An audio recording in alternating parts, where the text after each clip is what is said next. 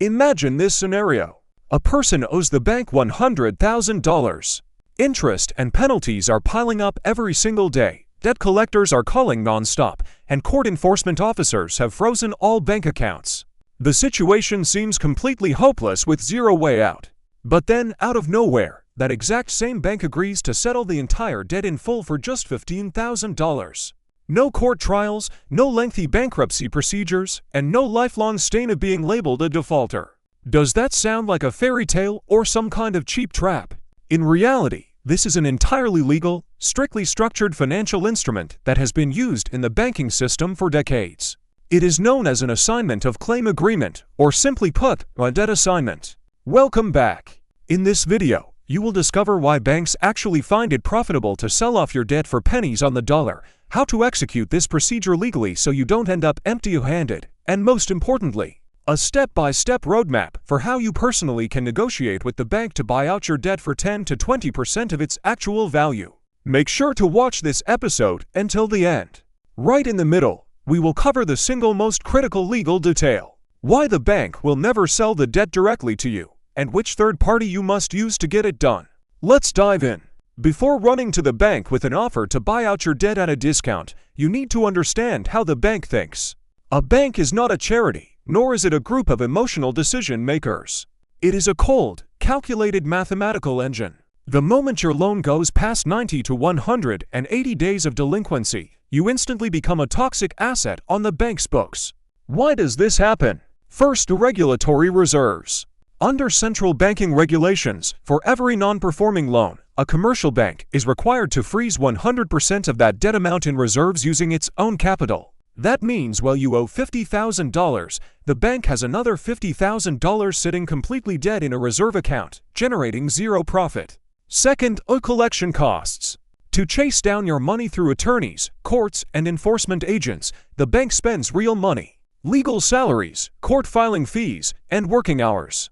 Yet there is absolutely no guarantee that you have any income or assets left to seize.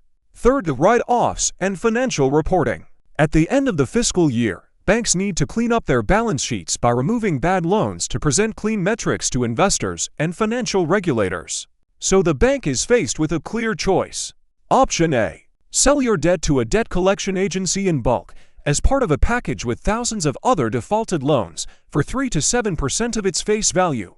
Option B: sell your specific debt for 10 to 20% to an individual who arrives with upfront cash right now. Obviously, receiving 15 or 20% is 3 times more profitable for the bank than dumping it to collection agencies for pennies.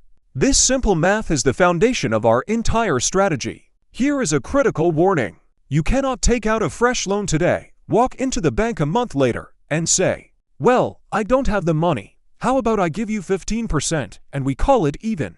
They will literally laugh you out of the room, or worse, refer your file to fraud investigators. For a bank to consider a debt assignment, you must meet specific criteria. First, long-term default.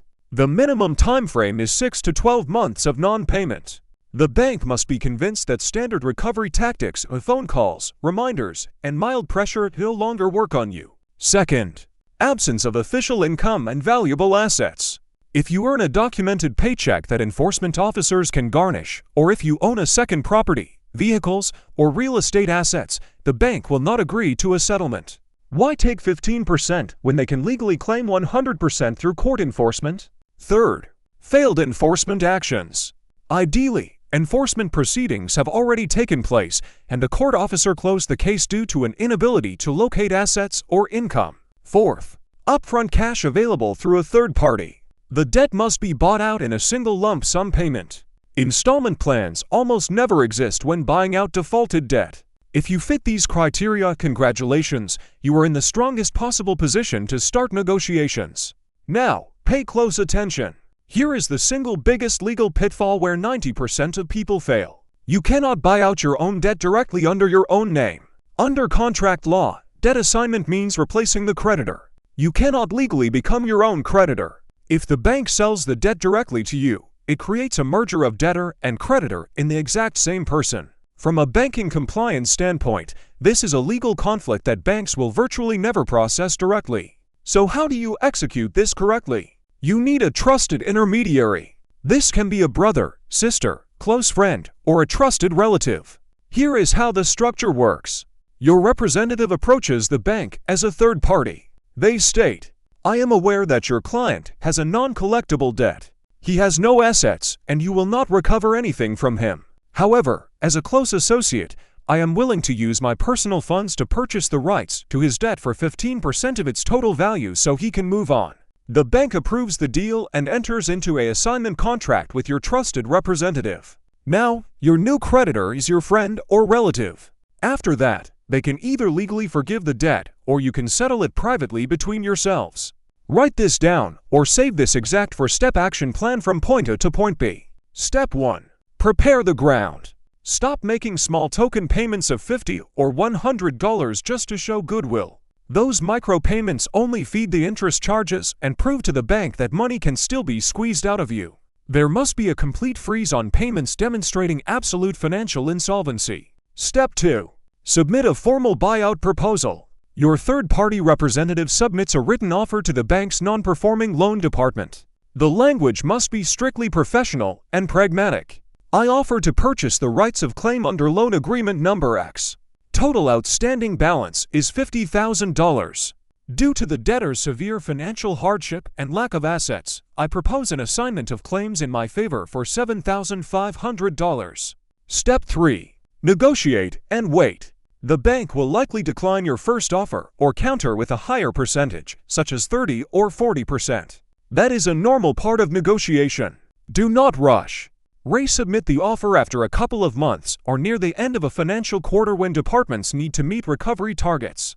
Step 4. Finalize the paperwork. Once the bank agrees, funds are transferred and the assignment contract is signed. Most importantly, obtain a formal certificate from the bank confirming that your personal debt is fully satisfied and cleared, with zero remaining liability. And here is one final tax trap that settlement consultants often fail to mention. When a bank forgives or sells your debt at a massive discount, tax authorities may view the forgiven balance as economic benefit, in other words, taxable income. In certain jurisdictions, you may owe income tax on the forgiven portion of the debt. Keep this in mind when calculating your budget. Even with potential tax, your overall savings remain enormous.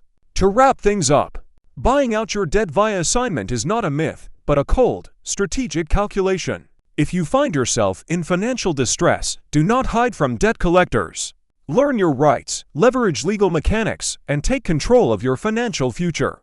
If you found this guide valuable, hit the like button, subscribe to the channel, and share this video with anyone who needs to save their money and sanity right now. Leave your questions in the comments below. Wish you success and true financial freedom.